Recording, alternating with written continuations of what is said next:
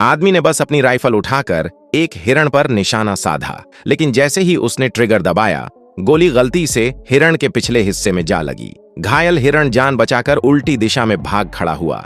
हैरानी की बात यह थी कि आदमी ने दूसरी गोली चलाने की कोई जल्दी नहीं की, क्योंकि वह एक रिटायर्ड सैनिक था और अच्छी तरह जानता था कि घायल हिरण ज्यादा दूर नहीं जा पाएगा। वह जमीन पर गिरे खोखे को उठाता है और बड़े इत्मीनान से हिरण के पीछे चल पड़ता है। लेकिन जैसे ही वह उस जगह पहुंचता है जहां हिरण को गोली लगी थी, उसे जमीन पर असामान्य रूप से बहुत सारा खून दिखाई देता है। यह देखकर उसे तुरंत कुछ गड़बड़ लगती है। वह खून के निशानों का पीछा करता है और थोड़ी दूर पर एक बुरी तरह घायल शिकारी कुत्ता पड़ा हुआ पाता है, जबकि उसने उस कुत्ते पर कभी गोली नहीं चलाई थी। तभी उसे एहसास होता है कि यहाँ जरूर कहीं गोलीबारी हुई है। खतरे से दूर रहने के सिद्धांत पर चलते हुए वह कुत्ते की दिशा के उलट आगे बढ़ता है और सच में पहाड़ के नीचे उसे कुछ गाड़ियां खड़ी दिखाई देती हैं। पूरा मामला समझने के लिए वह बेहद सावधानी से आगे बढ़ता है, लेकिन वहां पहुंचते ही देखता है कि जमीन पर पड़े सभी लोग मर चुके हैं। यह साफ था कि यहाँ हाल ही में जबरदस्त गोलीबारी हुई थी। तभी उसकी नजर गाड़ी में बैठे एक जिंदा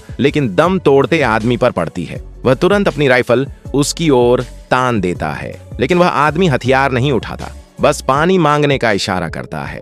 दुर्भाग्य से शिकारी के पास पानी नहीं था। वह उस आदमी का हथियार उठाता है और वहां से चला जाता है। इसके बाद वह ट्रक के पीछे जाता है और जांच करता है। अचानक उसकी आंखें खुली की खुली रह जाती हैं। पूरा ट्रक माल से भरा हुआ था। इसका मतलब साफ था, माल तो यही है, लेकिन पैसे लेकर कोई भाग चुका है और वह शख्स शायद गंभीर रूप से घायल है। इतनी भयानक गर्मी में वह ज्यादा दूर नहीं जा सकता। शिकारी अंदाजा लगाता है कि वह जरूर किसी छायादार जगह पर गया होगा। कुछ ही देर में उसे पास ही एक बड़े पेड़ के नीचे एक आदमी की परछाई दिखती है, लेकिन वह जल्दबाजी नहीं करता। वह वहीं बैठकर करीब आधा घंटा इंतजार करता है। जब उसे यकीन हो जाता है कि सामने वाला जरा भी नहीं हिला, तभी वह धीरे धीरे पास जाता है और जैसा उसने सोचा था, वह आदमी मर चुका था। उसके पास एक काला सूटकेस पड़ा था। जिज्ञासा में वह सूटकेस खोलता है। अंदर देखकर उसके होश उड़ जाते हैं। उसमें $20 लाख भरे हुए थे।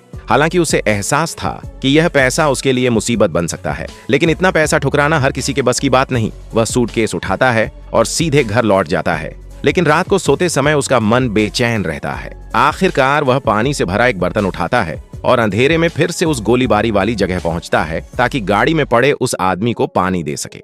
जैसे ही वह कार का दरवाजा खोलता है, वह आदमी मारा जा चुका होता है। यह देखते ही शिकारी को खतरे का आभास हो जाता। वह चारों ओर नजर दौड़ाता है और अगले ही पल अपनी कार के पास कुछ आदमियों की परछाइयां देखता है। अब उसे समझ आ जाता है, उसकी पहचान उजागर हो चुकी है। वे लोग गाड़ी लेकर उसकी ओर बढ़ रहे थे। शिकारी तुरंत उल्टी दिशा में भागता है, लेकिन 2 पैरों से 4 पहियों को कौन मात दे सकता है। भागते समय उसके कंधे में गोली लग जाती है, फिर भी वह रुकता नहीं। सीधे पास की एक नदी में कूद जाता है, लेकिन दुश्मन यहाँ भी नहीं रुकता। वे एक खूंखार कुत्ते को उसके पीछे छोड़ देते हैं। कुत्ता तेजी से उसकी ओर बढ़ रहा था। तभी शिकारी को एक उपाय सूझता है। वह उथले पानी में चढ़ जाता है, पिस्तौल से पानी झाड़ता है और ठीक आखिरी पल पर एक ही गोली में कुत्ते को ढेर कर देता है। अब उसे समझ आ जाता है कि उसकी गाड़ी का नंबर उसकी पहचान उजागर कर सकता है। अपने परिवार की सुरक्षा के लिए वह अपनी पत्नी को मायके भेज देता है और खुद पैसे लेकर एक मोटल में ठहर जाता है। दुश्मन की चाल समझने के लिए वह सूटकेस को कमरा नंबर 137 की वेंटिलेशन डक्ट में छुपा देता है और बाहर से सब कुछ पहले जैसा कर देता है।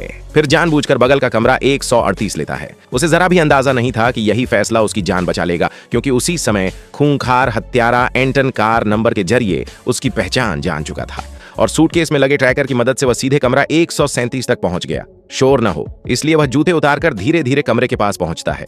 एयरगन से दरवाजे का ताला तोड़ता है और अंदर मौजूद लोगों पर बिना रुके गोलियां चला देता है। तभी एक और व्यक्ति सामने आता है, लेकिन अगले ही पल गोली से उड़ जाता है। आईने में उसे एक कांपता हुआ हाथ दिखता है जो रहम की भीख मांग रहा था।